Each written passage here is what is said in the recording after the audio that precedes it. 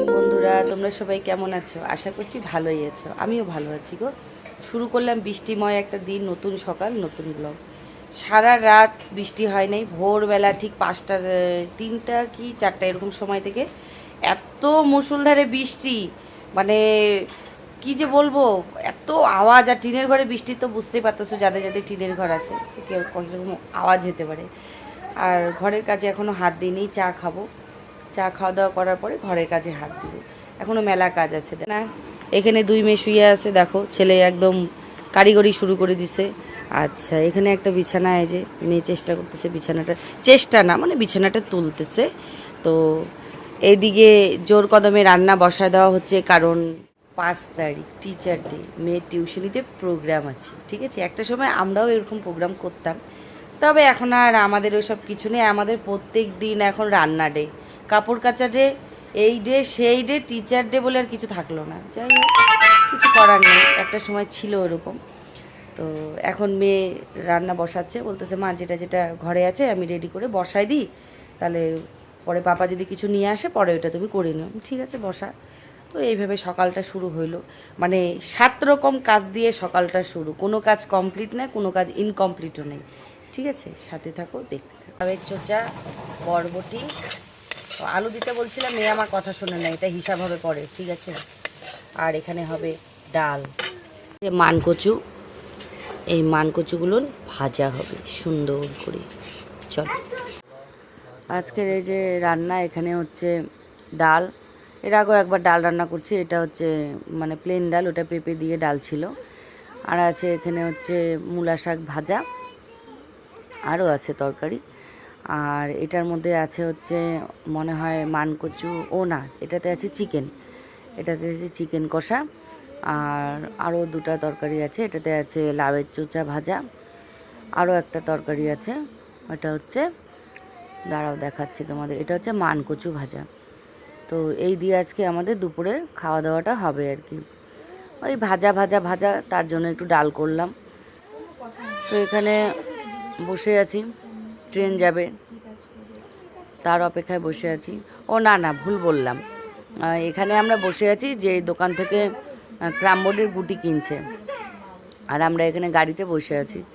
আর চারপাশ দিয়ে গাড়ি, আর এই যে সামনের দোকান থেকে ক্রামবোর্ডের গুটিটা নিচ্ছে। আর এই দোকানের লোকজনগুলো কেউ নাই, সব দোকান ফাঁকা। পূজার সময় দোকান ফাঁকা, আমি বুঝলাম না কিছু। অবশ্য এটা খেলার জিনিসের দোকান, তার জন্য চারপাশে সেরকম কোনো ভিড়ভাড়কা নেই। পূজা মার্কেট যেরকম হওয়ার কথা সেরকম না। আমরা তো ভাবছিলাম যে সময় যাচ্ছি প্রচণ্ড ভিড় হবে, এটাই ভাবলাম। চুপ করে সবার চোখে ফাঁকি দিয়ে চলে আসলাম ফুপু শাশুড়ির বাড়িতে। ঠিক আছে, তো কালকে মা গেছিলো আমাদের বাড়িতে, আজকে আমরা মার এখানে আসলাম। কোনো দাওয়াত ছিল না, এমনি আসলাম একটা কাজের জন্য। তো সেই কাজটাও হলো, মার বাড়িতে ঘোরাও হলো। তো একটু ঘুরে যাই, একটু চেঞ্জ করে যাই। ঠিক আছে, মানুষের প্রত্যেক দিন চেঞ্জের দরকার, তার জন্য চলে আসলাম। তো মা খাওয়া দাওয়ার আয়োজন করছে, তো আমরা বললাম খাওয়া দাওয়া করবো না, একটু আগে খাওয়া দাওয়া করলাম, তো চা করো, চা খাই। মা আবার টিফিন ক্যারি রেডি করতেছে, টিফিন করে খাবার দিয়ে দিবি, সেটা বাড়িতে নিয়ে গিয়ে আমরা সুন্দর করে বসে খাবো। ঠিক আছে, চলো। আর এখানে চলে আসলাম আমরা, ভাবলাম একটু মোমো খাবো। এটা হচ্ছে সাগরদিঘির পাশে, এখানে অনেক কটা মোমোর দোকান আছে। তো চতুর্দিকে একটু ফাঁকা ফাঁকা, চলে আসলাম সাগরদিঘির এখানে। তো আমাদের টাইমিংটা একটু গন্ডগোল হয়ে গেছে। এগুলো কি কামরাঙা গাছে নাকি না, এরকম একটা ফল গাছের মধ্যে কামরাঙার মতন, গাছটা কি পেয়ারা গাছের মতন, কিরকম জানি জিনিসটা, ফলটা। যাই হোক,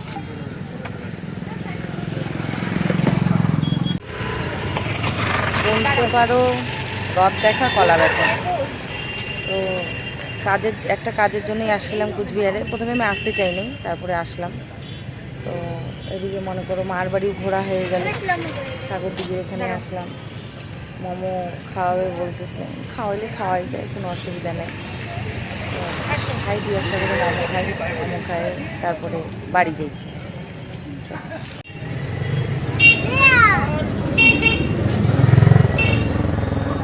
মর্নিং খাবারটা।